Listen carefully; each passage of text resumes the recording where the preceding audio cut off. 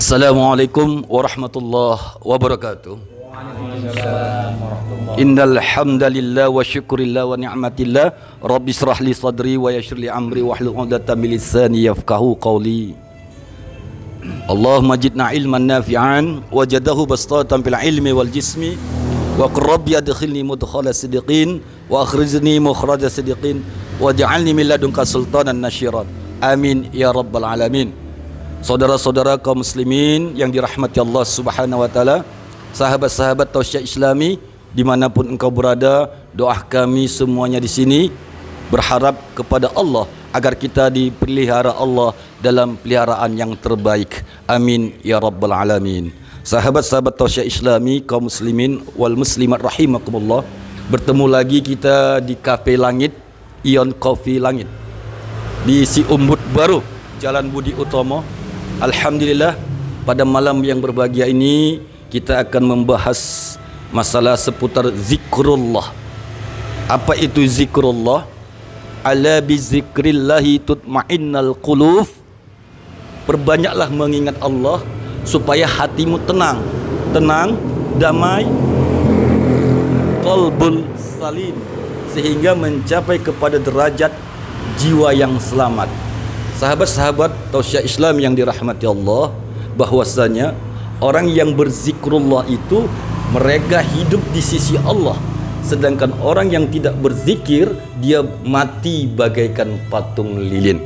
Itulah hadis Rasulullah Muhammad sallallahu alaihi wasallam. Mungkin sahabat-sahabat Tausiah Islami ada yang mau ditanyakan masalah seputar zikir, kami persilakan. Terima kasih.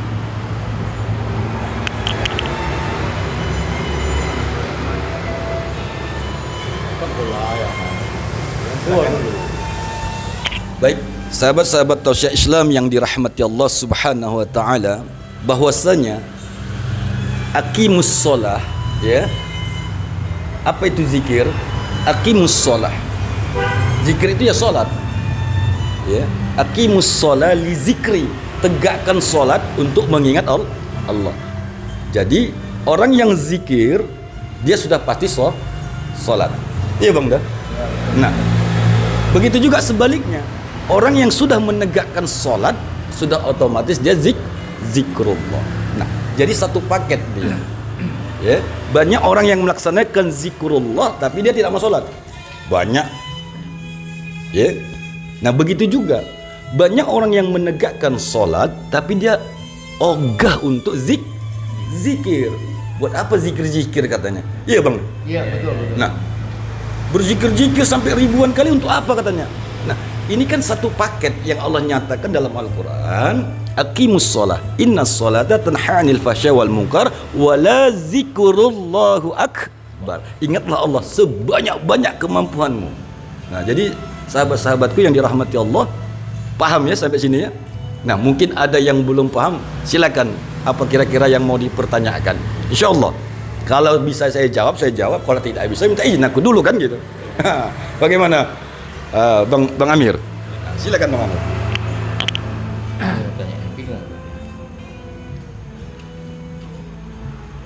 Ya.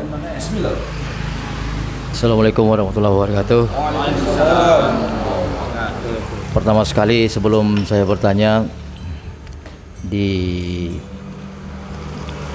warung kopi, kedai kopi Ion Kopi ini kami tim Tausiah Zikir pertama sekali memohon ampun kepada Allah, mohon maaf kepada para pemirsa yang menonton video kami ini. Kami yakin di luar sana banyak para ahli zikir, banyak yang memahami zikir.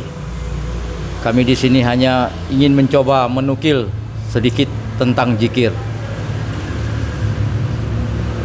Untuk itu sekali lagi kami mohon maaf kepada tuan-tuan guru yang lebih memahami tentang zikir.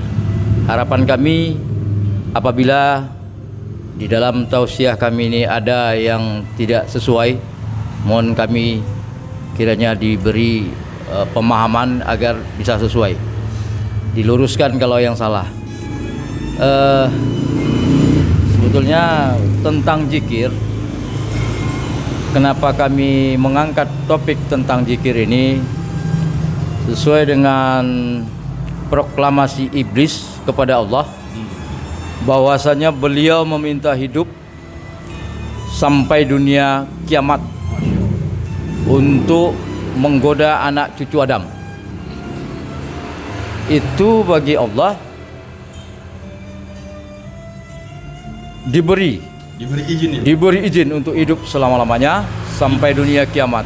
Iblis menggoda anak Adam. Iblis menggoda anak Adam.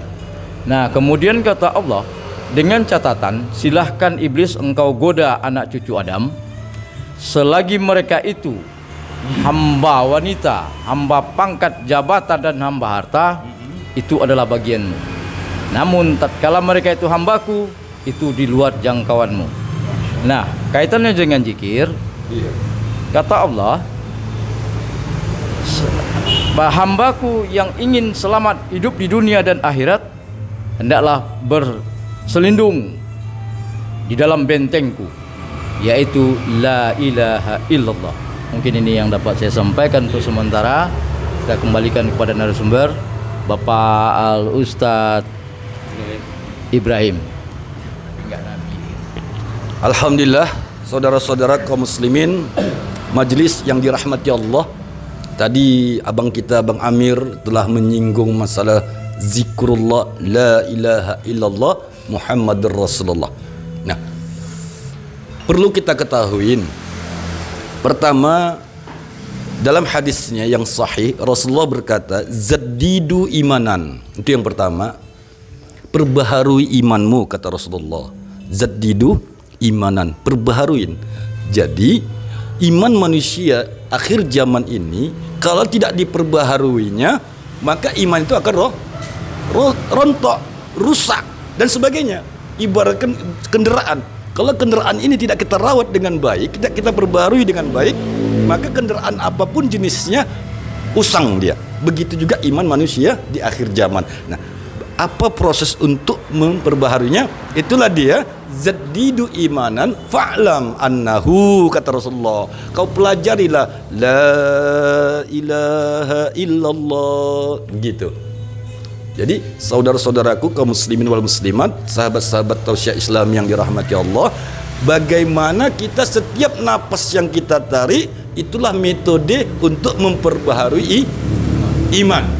Nah, paham ya? InsyaAllah. Nah, mungkin ada lagi yang mau ditanyakan, silakan. Biar agak pas. Apa, Ibnu? Ada pertanyaan tentang zikir barangkali Pak Ibnu? Jangan hanya berzikir lalu pertanyaannya nggak ada. Sedikit aja. Bismillahirrahmanirrahim. Assalamualaikum warahmatullahi wabarakatuh. Saya ingin bertanya kepada Bapak Ustadz Ibrahim, gimana caranya berzikir agar dapat diterima oleh Allah Subhanahu Wa Taala? Hanya itu yang saya tanyakan. Caranya, Pak. Ya kan? Nah, metodenya ya. Nah, itu aja, Pak. Assalamualaikum warahmatullahi wabarakatuh. Alhamdulillah, sahabat-sahabat tausiah Islami yang dirahmati Allah, seperti pertanyaan dari saudara kita Bang Ibnu tadi, bagaimana cara metode supaya zikir kita itu diterima Allah? Ya, seperti dalam tausiah kita awal muqaddimah, ya, as-salatu li zikri. Ingat sekali lagi, as-salatu li zikri. Ya, salat itu adalah zikir. Nah, bagaimana metode zikir supaya diterima Allah? Jawabannya sederhana. Seperti mana kita melaksanakan salat juga. Itu jawabannya ya. Jadi seperti mana kita melaksanakan salat, maka di situ juga kelakuan praktek dalam zikrullah. Ya, di dalam salat ada namanya taharah, ya Bang ya. Nah, taharah itu terbagi dua. Ada taharah jasmani dan ada taharah batin. Ya, di dalam metode zikrullah juga kita harus menggunakan metode itu. Ya, sebelum kita masuk kepada tahap zikrullah awal, kita harus gunakan metode taharah. Bagaimana taharah kita bersihkan. Ya. Kalau taharah jasmani mudah, yaitu dengan berwuduk dan sebagainya. Nah, yang kedua, ulama-ulama kita mengajarkan kita masalah metode zikrullah. Sebelum kita melakukan zikrullah itu, yang pertama apa? Yang kita lakukan, dan ini jarang dilakukan orang.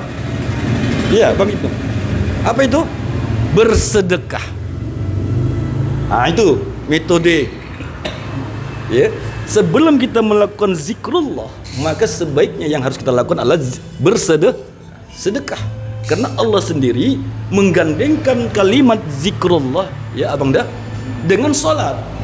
Aqimus shalah, innas salata tanha 'anil fasya wal munkar wa la zikrullahu akbar. Itu metodenya. Jadi sebelum kita melakukan salat, sedekah. Inna a'tainakal kautsar fasholli wanhar. Tegakkan solat dan bersedekahlah kamu. Itu ya Bang Ibnu ya. Jadi sebelum metode zikrullah masuk, pertama sucikan dulu jasmani dan batin, lahir batin. Yang kedua apa? Bersedekah. Berikan sedekah kepada siapa? Tentu jawabannya kepada orang-orang mukmin. Ya, dalam bersedekah itu jangan kita klasifikasi. Ya, ya Bang ya.